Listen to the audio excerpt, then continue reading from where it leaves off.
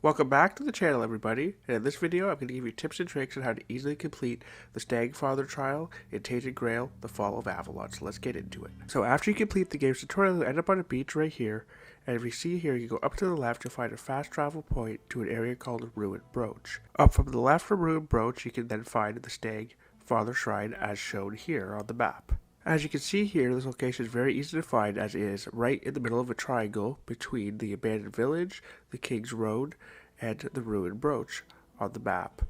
Now, if you're having trouble finding this location, you can also just follow the path after you leave the first town, the Horns of the South, and eventually you will get up to the King's Road marker and can easily find the Stagfather Shrine from here. Now to get into the nitty-gritty details of this quest. So, before you actually even interact with this quest, or actually most quests in this game, you probably should actually save your game, as sometimes certain quests you only have one chance to do them. This one in particular is one of those quests, and if you fail, that's it, you are locked out of the quest. So this quest, as soon as you interact with that shrine, 3 weird deer are going to show up and you have a timer to defeat them all in time.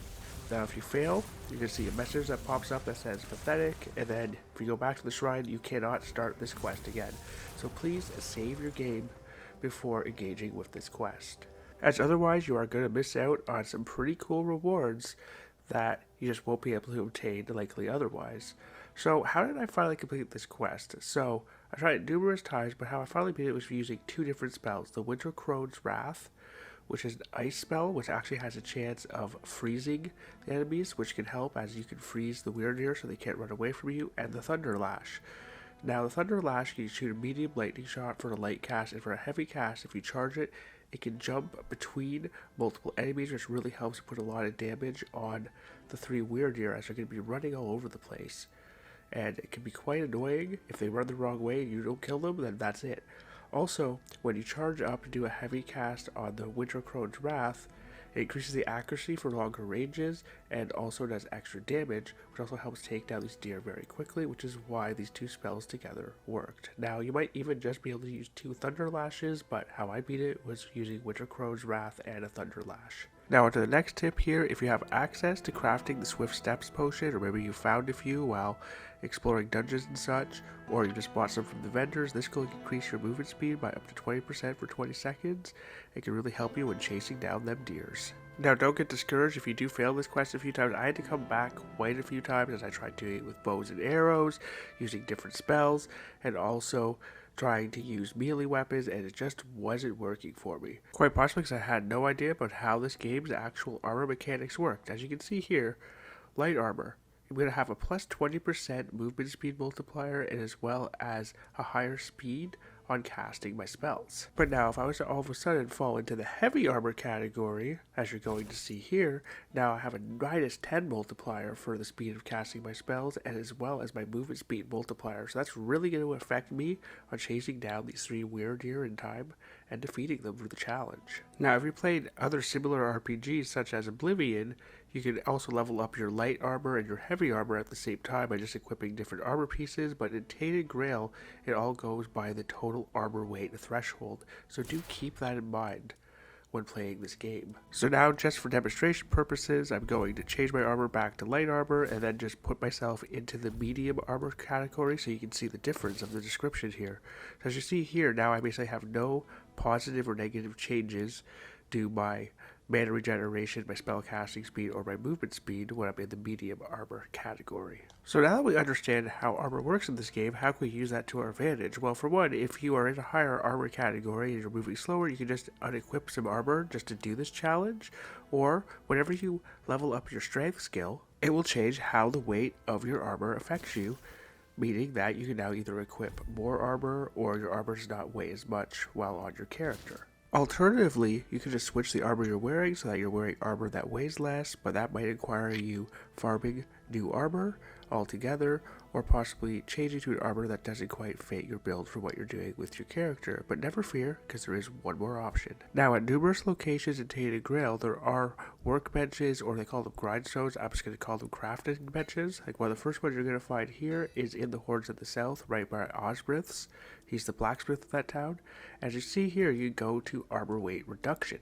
Now, what this option allows you to do is to select any piece of armor that you currently own in the game, and you can then use a couple different mats, usually a sharpening stone or some type of ore, like in this case it is meteorite ore, and it costs a little bit of gold, and I can lower the weight of this item for a cost. In this case, it is 300 gold to lower the weight by 0.5, but now the more you lower the weight, the more it's going to cost, and you're going to need those mats every single time. This can still be quite beneficial to you though, because if you're just slightly over the thresholds for light armor or heavy armor and you want to drop yourself into the lower category, it might only cost you a few hundred gold and a couple mats in order to increase your movement speed. That brings you on to the next tip here, and that is making use of your quick slot categories. So by equipping mana potions in these slots, or possibly the quick step potion I mentioned earlier, you can now make sure that you always have mana so you can continue casting them spells to take down those weird deer more quickly or running faster if you're using that quick step potion.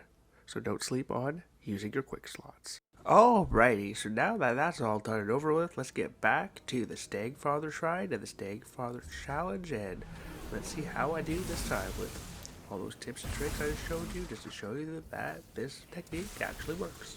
And as you can see here, bam, shazam, wham, well done.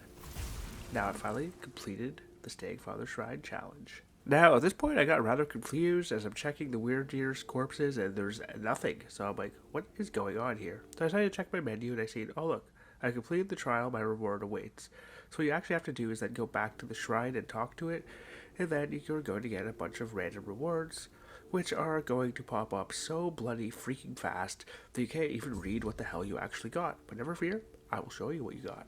And why you also want to make sure that you don't accidentally mess up this quest and you actually complete it. So in your inventory, you'll probably find a few things: some weird venison, some weird bones, some weird deer antlers, and some weird deer pelts. But now everything else is going to be in the form of a recipe, which I will now show you here in the next scene. So now we're heading back to that good old crafting bench, or grindstone as I like to call it, and let's see what we got here, folks.